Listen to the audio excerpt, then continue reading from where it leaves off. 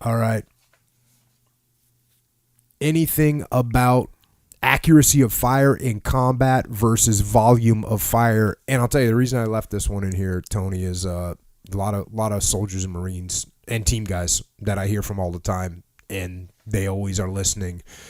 And not only that, at this point, and I hate to say it, but in America, our police forces need to start thinking about this kind of stuff, because there's bad stuff happening in America where guys are getting in legit urban warfare.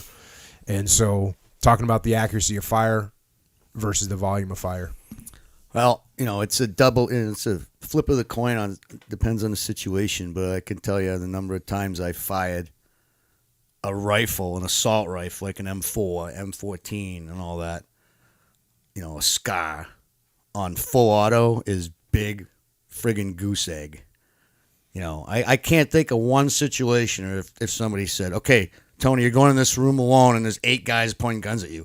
Well, okay, roger that, but sometimes, volume of fire, get your heads down. If you're in the street, you got to get that fire. You got to try to gain fire superiority. And if you don't have that, you ain't really moving. And so at that point, you're not doing all the things you were taught, and breathing. You're just getting led down in that direction to cover your ass, well, your buddy's ass, so you can move and they can move. But accuracy of fire in combat, in good situations, if you're under fire and you're putting lead down range so you can move, it's real nice to have a supporting element in an elevated position. They're the ones combining these two. And it's a pretty good example. It's pretty nice knowing about 4 blocks from you, you got Chris Kyle up there talking to you on the radio. Hold on. You see a guy fall out of the window with a gun. You're like, thanks, brother. You're pretty confident walking down the street at that point. So, yeah. Yeah. The other thing is, we always have massive, firepower with Mark 48s and Mark 46s to lay down the heavy volumes of fire. And that's the same thing Roger Hayden was saying in here the other day, who's another, person that mentored you and me growing up in the teams. And, but he said that they had 4 60s in their 14-man platoon. And 2 stoners, 3 stoners. No, 4 60s and 5 stoners. That's what he said. That was what they carried.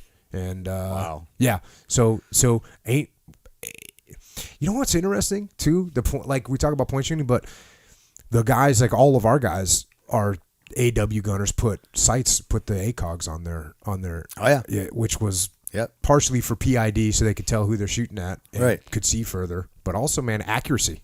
Yeah, it's a 4-power scope. Yep. And then at night it don't matter because you're using an APPEAL or a laser, and you're on nods anyway. So, and then one last thing is that again, now you're talking to aimed at police officers, but also guys in combat. You don't have unlimited ammunition. No. So you got to think about that too. Me and my brother just had this conversation, and